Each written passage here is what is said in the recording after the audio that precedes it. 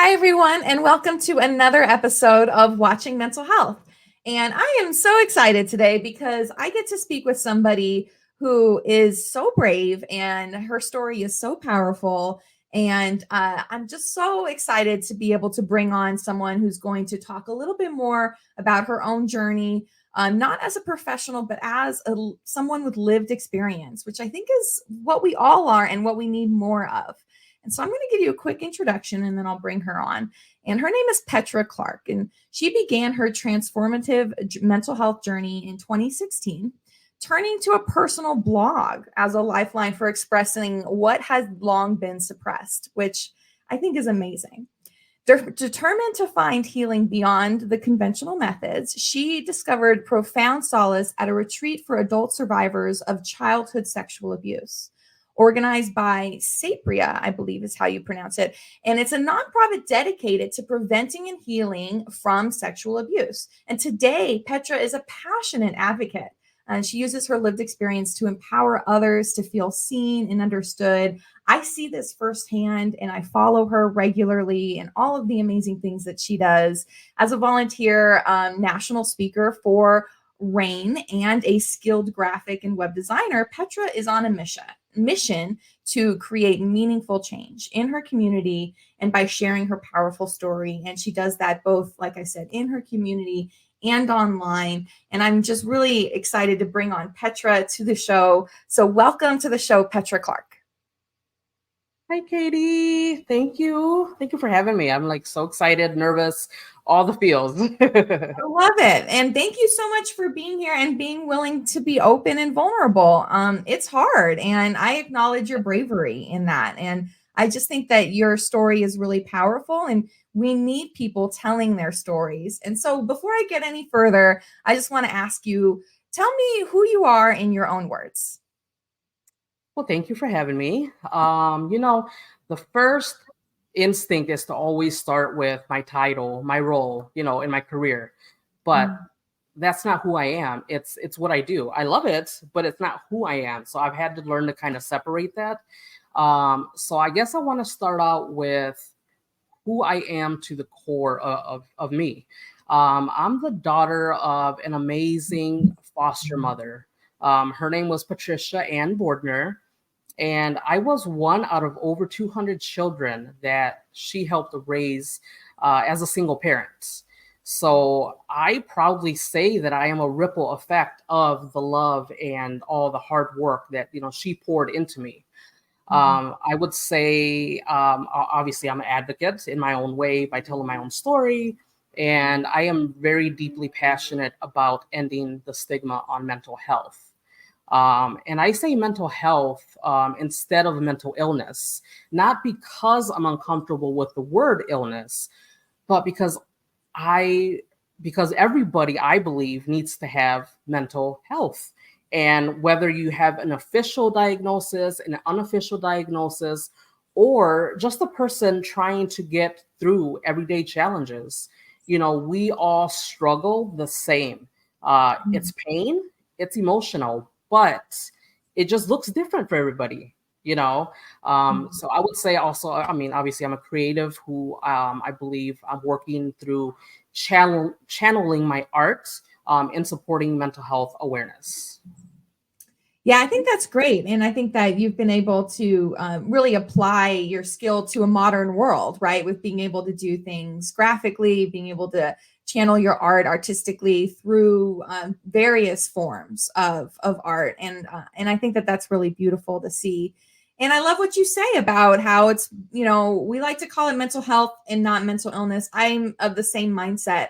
I don't, really like to throw around mental illness unless we are talking very specifically about maybe a serious mental illness condition. But like you said, we all have mental health and we all experience mental health challenges and pain, and that's life. That's the human experience. And for some that hits really hard and it can really cause a lot of challenges with our mental health, which is why advocates, I think, like you and I, are so important because we're out there telling our stories. And so with that, tell me a little bit more about why, does mental health really matter to you? Why why does being an advocate in the space, why is that such a big deal for you? You know, I guess I want to start with it saved me. Like me being on this journey has literally saved my life. Mental health matters to me because little Petra is still trying to get validation, even as an adult. So when I speak out or I post anything, mental health related, I feel like I am acknowledging and recognizing the little girl in me. Um, it matters to me because I spent a lot of years building the foundation. So it's how I function, how I see myself, how I connect with others. Nurturing my mental health is a lifestyle. It's not a fad. You know what I mean? It's a deep desire to focus on staying balanced because it's really hard living with mental illness to have that balance, emotionally, mentally sometimes too. So I just want to be the healthiest self. And then I would also say mental health matters to me because I actually appreciate my mental health journey because it's fueled what I believe is my purpose with helping others. I don't know that I would know, what my purpose is. You know what I mean? Like a lot of us go through years of trying to figure out what we want to be and who we want to be, even as adults. And so that's why I'm pretty passionate about it.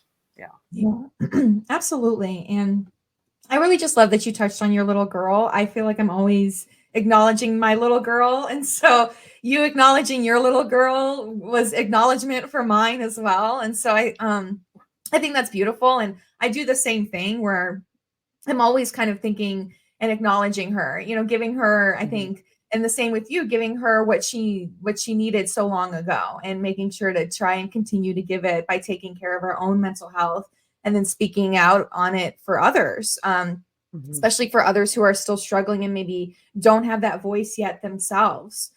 So with that, tell me a little bit more, and you can, go as long or, as detailed as you'd like, as you're comfortable with, but tell me a little bit more about your mental health journey and kind of what you've been through these last few years.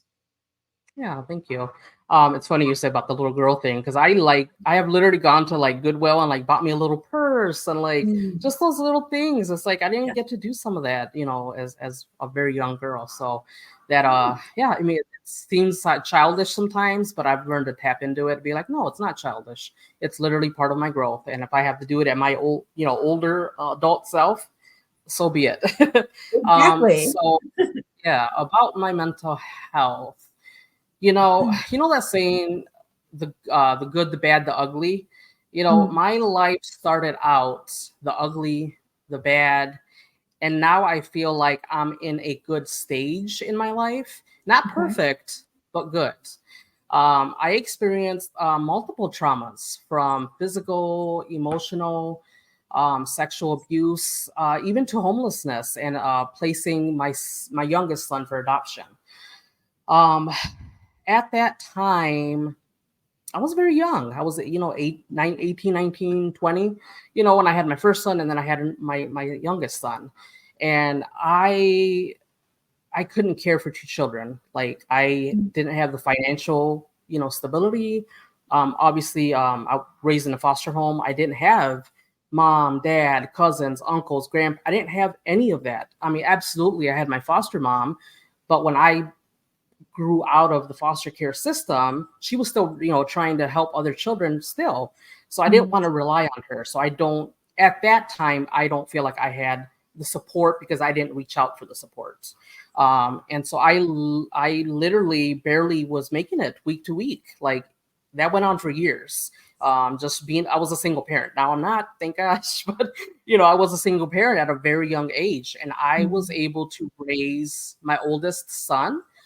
He's doing very good, much better than I was because I got in trouble when I was younger. But so I pat myself on the back. Like I raised a human with mental illness, and that's an accomplishment. My youngest son, that one gets me a little emotional. So my youngest son is doing really well too. He's in college, and it's an open adoption, so I do get updates from his amazing adoptive mom I hate to even say adoptive because she's his mom, in my eyes, and I'm okay with that. I won't go into too much with that because I want to respect, his my youngest son's privacy. Yeah. But I just wanted to share at least a little bit about him and acknowledge him because I think about him all the time, and it's a tough journey. But after not dealing with all the trauma that I went through, I now have to do the work. Like I have to figure out the complex PTSD journey. It's not just PTSD, it's complex because again, I went through several traumas, which I, for the longest time, didn't even want to share because back then when I looked at it as, why does this keep happening to me? Like this incident happened. Now this incident happened. And now, you know what I mean? And I was like, what am I doing that keeps causing me to, And I was like, and I don't want to share that with people because people are going to be like, well, that's weird. Why does everything keep happening to you? Well, you know what? Predators know how to prey. Yeah, like, they do. It is what it is. And so that was it's a really hard journey, but I don't look at my journey as a race. There is no end goal. It's constant setting new goals for me. Mental illness is very complex, and so there are obviously tough days. But then I also look at it as I'm a tough girl. Like I beat 100% of all my days. I'm still here. I'm standing. So it's has its ups and downs, and that's the reality of mental illness. And I constantly try to practice, healthy inner dialogue. I remind myself, it's going to pass. Give yourself time, let it process and even sit in the uncomfortable. Like, and I know a lot of us hear that, or at least some of us do. But on the other side of uncomfortable is growth. I've seen it in my own life. So I'm a testament, I would say. I've also come to see myself not just as somebody living with mental illness, but someone who's taken ownership of it. Even if I have to spend the day crying it out, like it's still taking ownership because I see it as like a cleanse that my body obviously needs. Trauma literally I had to learn all of this as I've educated myself, but trauma literally gets trapped in our bodies, and it doesn't have to be actively something happening in the moment. Years ago, the stuff is still stuck. You know what I mean? So because it gets trapped in the body, unless we're trying to making the steps to move it out of our body, it just sits there, and then it just kind of compiles. So would I rather not deal with that? Of course, you know what I mean? Everybody would, but that's just not my reality, and I have to accept that. I am unique. I look at it as I'm a unique person. I require different things, different like regular checkups with myself. I try not to. I look at it as self-love.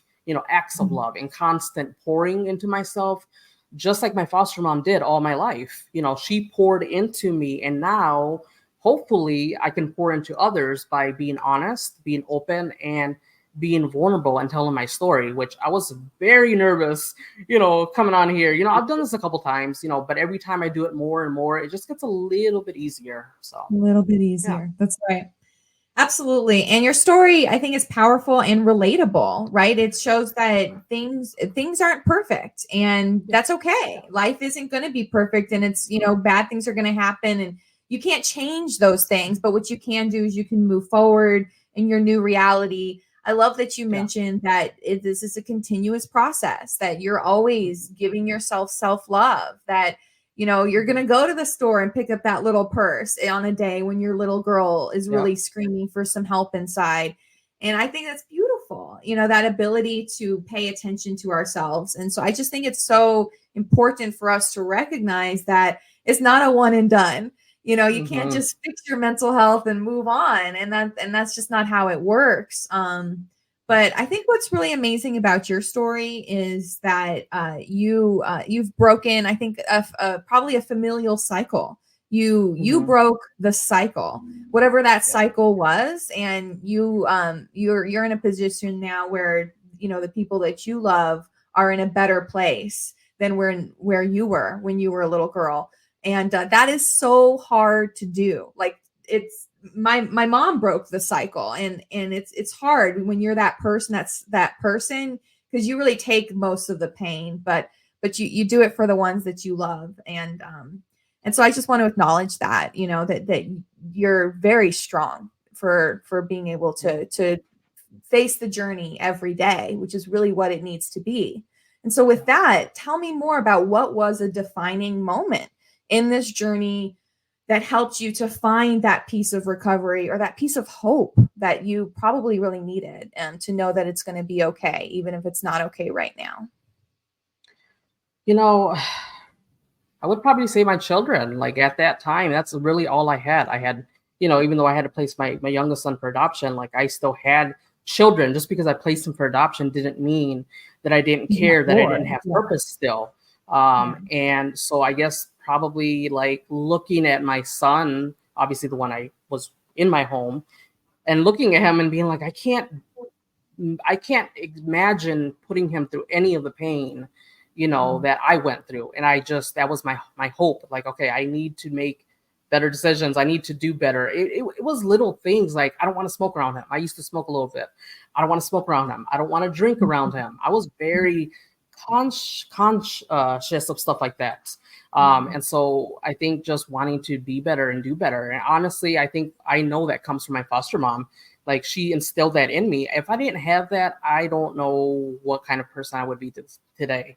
So I would say, my children would be back then was my number one goal. It was like, okay, even though my youngest son isn't with me, like, he's still being raised, he's going to still come back hopefully one day and want to know about his history. So I have to do the work. And, that didn't start till years later, obviously, me doing the work, but I just knew there was something in me that was like, I have to do better. I have to be a better person. I have to be a better parent.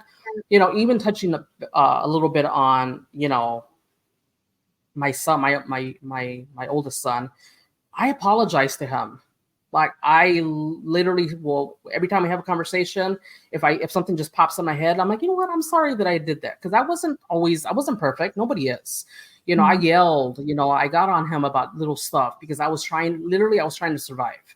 And I wasn't always in the right mental space. So I was always very irritable and very, just because I didn't know that, I thought that I had buried the trauma. And so, when it would surface, I would just apologize to him. Like, now that I've done the work, not back then. And I would just be like, you know what? I wasn't nice. You deserve an apology. And I think every child deserves an apology from every parent in the world, because I know everybody has messed up one point or another. And it's not even a shameful. It's taking pride and being like, let me apologize to you. You're a human being. You're my son, but you're a human being too. So you deserve an apology, because I know that somewhere along the line, I messed up a little bit. You know what I mean? So, Totally. And that's so, I think, relatable, right? I think parents are always really hard on themselves, especially parents who are in that struggle. I mean, facts, like when you are every day thinking about, how am I going to put food on this table? It can be hard to be in the right state of mind, but that's okay, right? Because we're not perfect. We're not supposed to be, but we can make better decisions every day. We can take those small steps every day. So I love what you said about, just taking small steps. You acknowledge there was certain things you didn't want to do that you knew that you could control at that time, right? Even though you weren't ready to handle the baggage, you knew that you wanted to do these things, and taking those small steps is so valuable and so important. So I just want to acknowledge anyone who is out there listening to this episode, who may be thinking that they're not doing enough, but they're getting up every day and trying.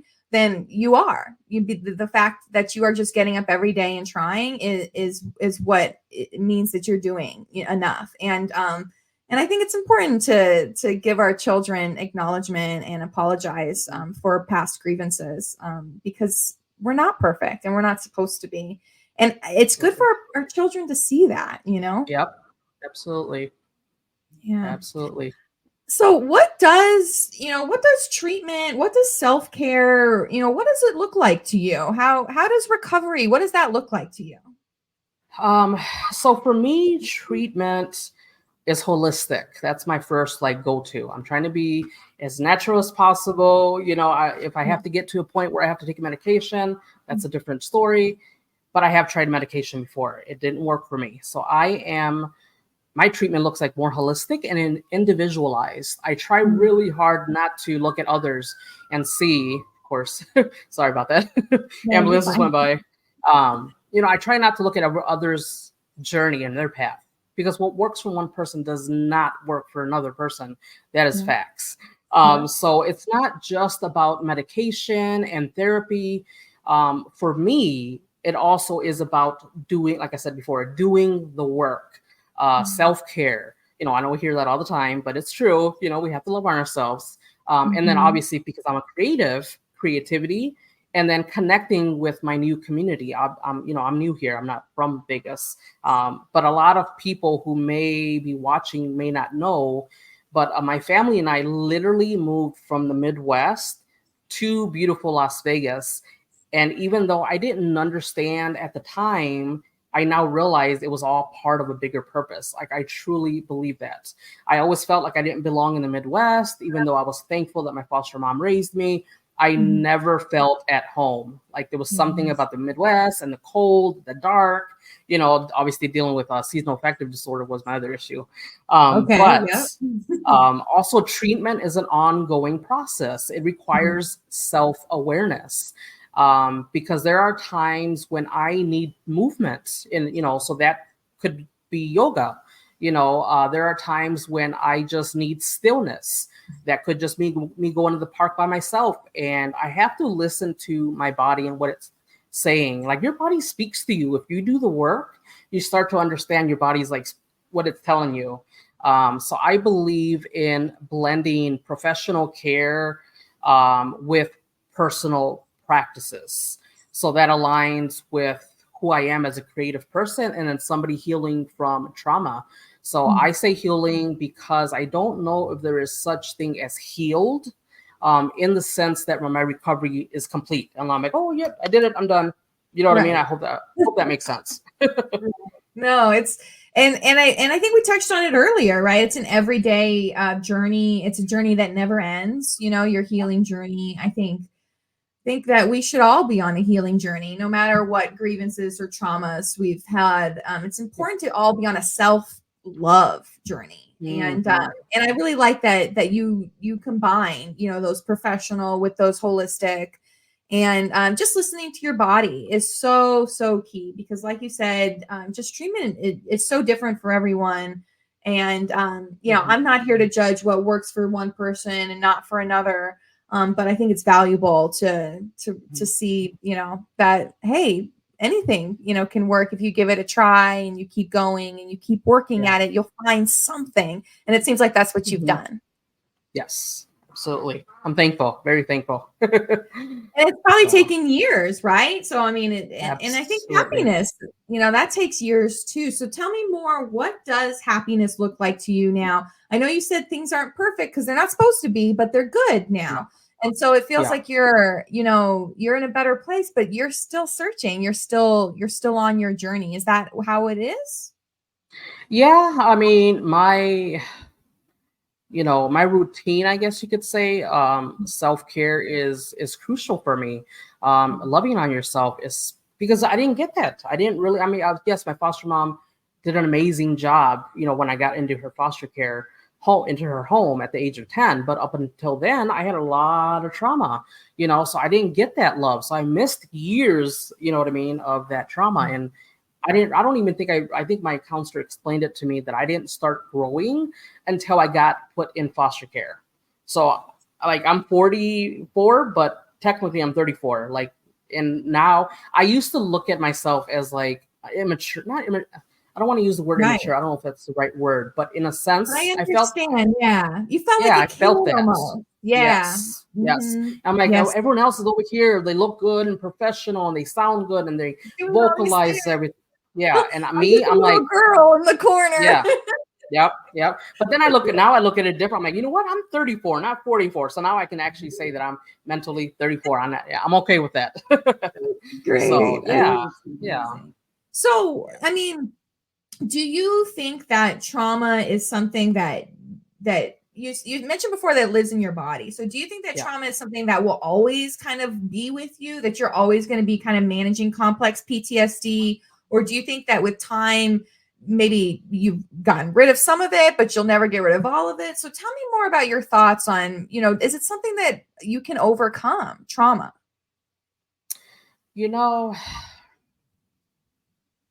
I would say I believe it's less about overcoming and Mhm. more about accepting it.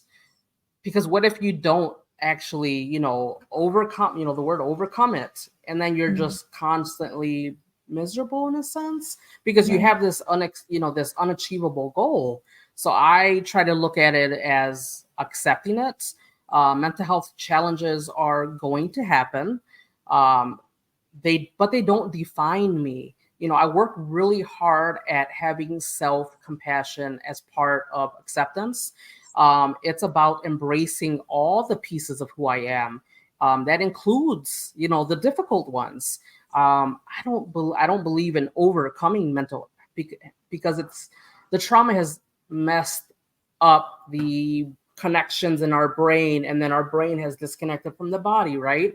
So it's Mhm. really, really, really hard to kind of get that back because of the trauma. You can't just take it out of your brain. You know what I mean? Mhm. Um, and I don't believe that you overcome mental health challenges, but you learn to live. You can live a good, full, meaningful life, and accept it and learn from it and continue to grow. So that's the way I choose to look at it, because I just don't want to set myself up for, a letdown, I guess you could say. Because and this is just my experience. If there's people that feel like they have, got there, that's amazing. But I don't want to accept, put myself in a position where I'm like, oh yeah, in 2 years I'm gonna figure it all out and I'm just gonna be healed. I'm healing. And I look at it as like I get to keep loving on myself. I get to keep doing these amazing, things to help myself. So, Yes, yeah. Yeah. absolutely. I love that perspective. And then you're right, it doesn't set you up for failure. It's not like, okay, in 2 years, I'm no longer going to need a therapist and I'm no longer going to need to do this or that. It's like, no, in 2 years, I'm going to continue to be in a good place because I'm continuing to work on myself.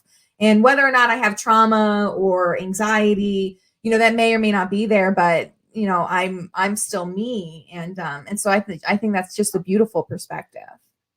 Absolutely. Absolutely. You can live, like, I mean, obviously there's different levels of mental illness, obviously, Mhm. but you can live with depression and you can live with complex PTSD and some ADHD, or what I mean. You can still live a good life and put yourself out there and be successful. And I mean, I'm living testament. I've been doing it, since 2016 is when I started doing the work. I Um, love it. and I just want people to take away that you can still put yourself out there and make life what you want it to be. Take control of it. So it's Yeah. not easy, but it's Mhm. possible. Absolutely. Yep. Absolutely. It's not easy, Yeah. but it's, you know what? I don't think it's supposed to be. I think that's life, again, and Yeah. it's a lot of ups and downs. And I like that what you said earlier about it gives you the chance to continue to love on yourself. And I Hmm. think that's Yep. awesome, and Yep. I'm actually gonna that's a big takeaway for me. I'm gonna really remember that. And so let's take this last minute and just kind of talk a little bit about what are some just ways that we can love on ourselves as creatives? I think you and we don't have a similar background, but I think we have a similar creative, Hmm. passionate ideas. I think that we're both on a similar mental health advocacy journey. And so, what are Absolutely. some ways that we can love on ourselves and then also advocate for mental health? I know for me, Abs- I love painting and puzzling. I personally like naps. I do love to sleep, and so I like to schedule in nap time, and I'm oh, proud of that. But then I absolutely. also like to go out in the world and I spend a lot of time with NAMI, the National Alliance on Mental Illness, and in advocating, and that also makes me feel good. Are there what kind of things do you love to do? For me, I guess one of the things that I can think of off the top of my head right now is regarding like professional, is speaking up for my mental health in my Mhm. career. That's a non-negotiable, but it took a lot of years to get to that point because now I am in position because I worked hard. I put myself out there. I'm a creative now, and I did that because I get so simple. I went to Facebook. Hey, I'm new in Vegas. I'm a graphic designer. I also, I'm passionate about mental health. And then, um, if I could say, Ginger Allen from YML found me, and she has given me the chance and like the hope of like I have a chance to like do the work that I love instead of being stuck in, I was stuck in customer service for so long, and now I'm in a creative field where I feel like I've always belonged. So I would just say speaking up and it's non-negotiable. Like my mental health is non-negotiable. This is what I can do. I work 4 days on, 3 days off. I don't do the typical and I'm blessed. I know I'm blessed, but I've also worked hard to get here. So, those little things, speak up for yourself. Like if you can get in a position where you're like, hey, I work hard for 4 days and then I'm taking 3 whole days off back to back. You know what I mean? So those little things like that is been really so good for me. So yeah. That's And amazing. surround yourself with people, like you said, working with NAMI even. Like I plan to volunteer more with them. I've volunteered with a couple organizations here in Las Vegas. I'm going to continue to do that. I'm going to continue to put myself out there, and I'm just going to continue to just figure out how to be a ripple effect, just like my foster mom was. Yes. Yeah, absolutely. I love it. That ripple effect. I think I'm doing the same thing, trying to figure out where to be a ripple effect. And, Yes. just one person listening and, hearing this and being impacted by it, I think for you and I makes us happy. Right. And just to help out one more person and to put our story out there one more time. To advocate. And so, you're doing great, amazing work. I just love watching you. It's inspiring. I always watch your posts and just excited to see where you continue to flourish here in Las Vegas because we do need the mental health advocacy. So you are in the right place. And I'm just so grateful to have you here and to call you a friend.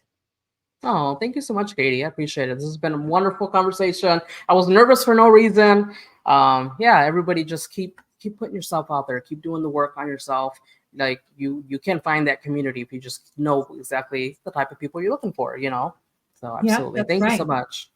Thank you. Yeah, and that's it. Just keep working on it. Keep doing the work. Keep putting yourself out there. You've survived 100% of your days so far. And tune in to hear us every first and third Wednesday. We are live here 3 o'clock Pacific time on PR Connections Radio. And then you can tune in to my website, katierosewechter.com, to see all of our previous episodes, catch all of our replays on YouTube and Spotify, and catch Petra's episode up there as well. So thanks again, Petra, for coming out, for joining me today, and for bravely talking about your story. And thank you, everyone, for being here. We will see you next time. Thank you, Katie.